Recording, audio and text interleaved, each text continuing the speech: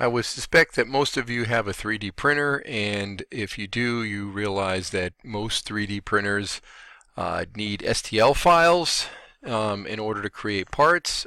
Creating an STL file from a Solidworks solid model is very simple. It's just a simple save as command.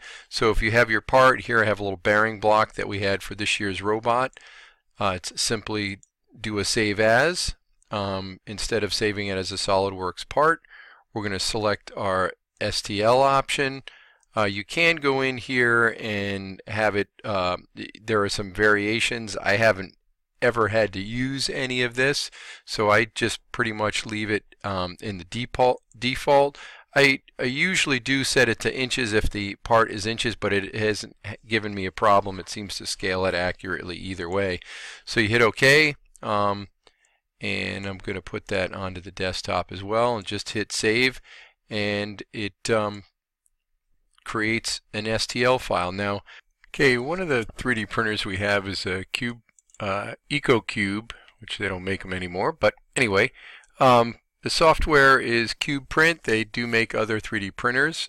Just to show you, we can take that STL file that we had, open it up, and now we have this file, and we can hit print.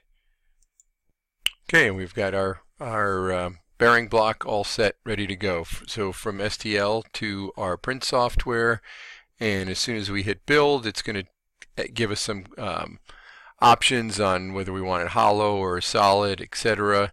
And when I save this file, it's essentially generating the code that's going to talk to my 3D printer, and we can now print this part.